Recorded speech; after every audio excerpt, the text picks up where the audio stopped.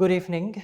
The biography Abang Johari, Sarawak's first premier, written by Professor Michael B. Lay from the University of Sydney, Melbourne and University Malaysia Sarawak, UNIMAS, is expected to become an essential reference for current and future generations seeking to understand the journey of leadership and modern development in Sarawak. The Governor of Sarawak, Tun Prince Sri Dr. Wan Junaidi Tuanku Jaafar, said the biography holds significant value not merely as a historical record but as a vital resource for comprehending the state's development trajectory. In documenting life, the leadership and right of the Right Honourable Premier Datuk Tinggi Abang Johari Tun Abang Jo Peng, or shall I call Abang Jo? We reflected on a journey marked by vision, dedication, and steadfast commitment to Sarawak progress.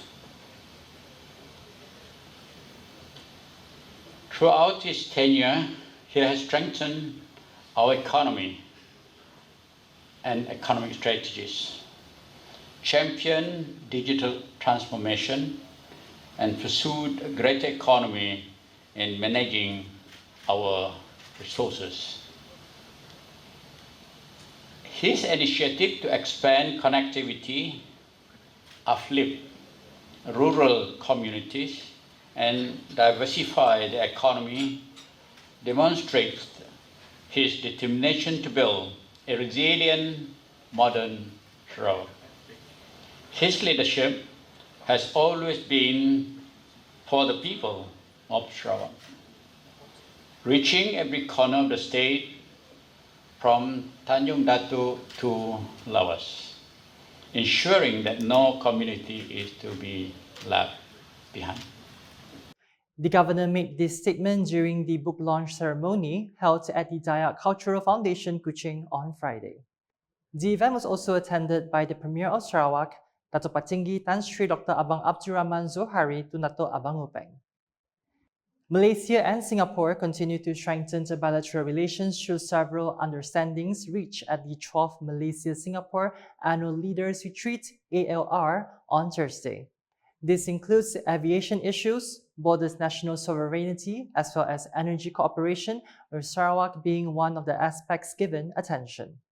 Prime Minister Dr. Sri Anwar Ibrahim said that negotiations on Singapore flight routes as well as routes from Malaysia to Sabah and Sarawak have reached preliminary agreement subject to the condition that flights from the peninsula to the states in Borneo are given easier and less restrictive access.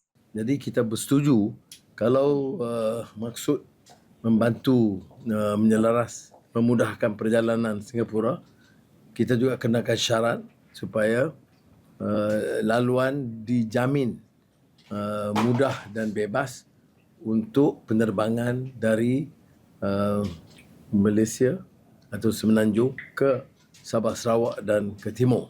He said during a press conference after the 12th ALR in Singapore on Thursday. Meanwhile, the Prime Minister also stressed that Malaysia and Singapore have a strong agreement on the energy transition agenda and electricity imports, including energy to be supplied from Sarawak. Nampak sudah ada muafakat yang jelas dalam bidang ini dan kita nak pastikan supaya Sarawak yang punyai lebihan tenaga boleh mudah mengeksport dan kita boleh jamin supaya keperluan Semenanjung dipenuhi dan juga keperluan Singapura.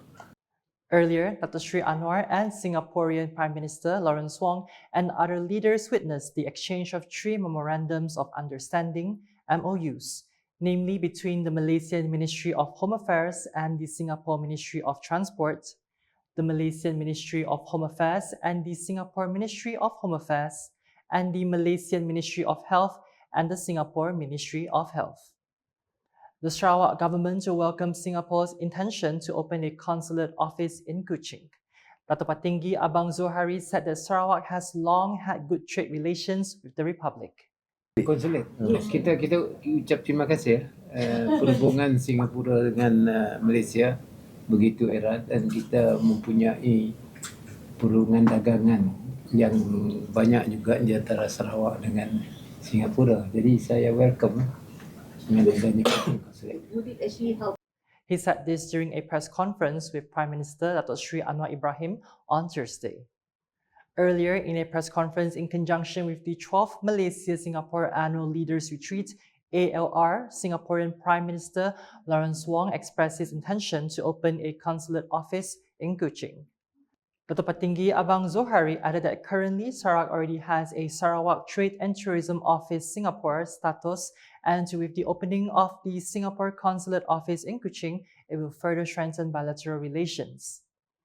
The Sarawak government, through the Unit for Other Religions, UNIFOR, is urging all recipients of allocations for houses of worship in the state to cooperate by submitting project progress reports to ensure that each project implemented runs smoothly and achieve its goal. Sarawak Deputy Premier Dato' Amar Douglas Uga Embas revealed that there were 154 projects that have yet to submit annual reports on the status of the allocations provided. Jadi kita minta mereka ini memberi laporan kepada kita dengan seberapa mungkin. Kerana kita ada dasar. Yang pertama, kalau peruntukan tahun itu belum dibelanja, kita tidak akan menimbang untuk permohonan tahun depan. Begitu juga kepada projek-projek yang tidak memberi laporan. Kerana ini penting, this is accountability and governance yang kita nak tentukan. He said this to the media after the UNIFOR Phase 3 Check Handover Ceremony 2025 at Wisma Bapak Malaysia on Thursday.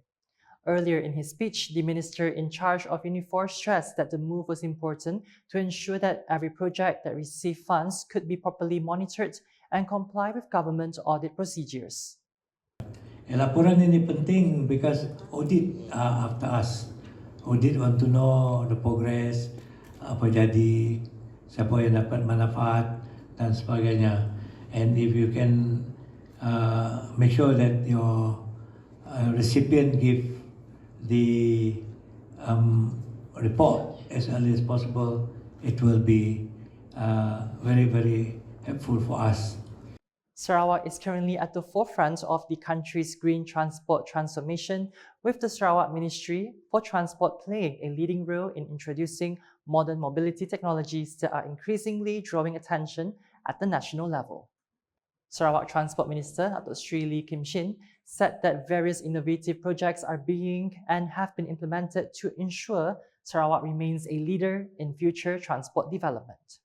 According to him, among the initiatives are hydrogen-based autonomous rapid transit, hydrogen buses, smart traffic lights based on artificial intelligence, digitalizations of the city bus system, green energy river transport, as well as the development of the airborne aviation system. I would like to emphasize here that our ministry is a very challenging ministry. Why I'm saying so? Because a lot of the things we do are new, unprecedented. There's no precedent in the past. He said this in his speech at the MOTS 2025 Appreciation and Service Commemoration Ceremony in Kuching on Thursday.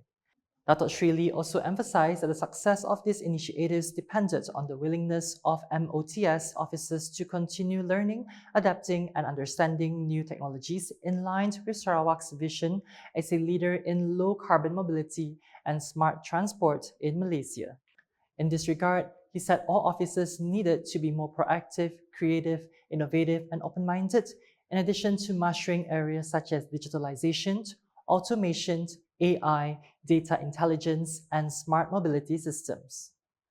The inaugural Borneo International Textile Festival 2025, BiTF 2025, is set to position Sarawak as a rising center for heritage textiles and creative industry development when it takes place on 7 and 8 December at Pullman, Kuching. Minister for Tourism, Creative Industry and Performing Arts Datuk Sri Abdul Karim Rahman Hamzah said the event represents a major step forward for Borneo's cultural and creative landscape. This inaugural festival marks a milestone for Sarawak and Borneo as it becomes the first international scale textile festival dedicated exclusively to celebrating the cultural heritage, artistic excellence and economic potential of textile and weaving art across the Bornean region and beyond. The festival will bring together traditional artisans, designers, emerging talents, and regional experts through masterclasses, weaving demonstrations, fashion showcases, and a high-level forum exploring the future of heritage textiles. Dr. Sri Abdul Karim said the program emphasizes the need for regional collaboration to elevate the industry. With Sarawak continuing to highlight its creative strengths, BiTF 2025 signals a growing confidence in the state's cultural identity and its potential in the regional textile arena. Her Royal Highness Tengku Ampuan Pahang, Tunku Aziza Aminah Maimuna Iskandaria will headline a series of heritage-focused programs in Kuching this weekend as part of the BiTF 2025. Dr. Sri Abdul Karim said Her Royal Highness' involvement reflects a strong commitment to preserving Malaysia's textile legacy and uplifting artisan communities. The beauty of it being launched and held at the airport, it will make our airport to be much more vibrant. Her Royal Highness will also officiate the traditional textile exhibition at the Borneo Cultures Museum, which features rare weaving collections, embroidery techniques, and contemporary interpretations from national and regional custodians. The following day, she will join the anniversary celebration at Jumaani Pavilions, which includes fashion showcases, demonstrations, and an MOU signing to strengthen collaboration within Malaysia's fashion ecosystem. And that's the English edition with me, Phillip Yeoh. More news can be found in our official portal, ukas.sarawak.gov.my, and social media platforms including Facebook and YouTube. We round up tonight's UKAS Bulletin with the 12th Malaysia-Singapore Annual Leaders Retreat in Singapore on Thursday. #Saluran Informasi Rakyat. Have a good night.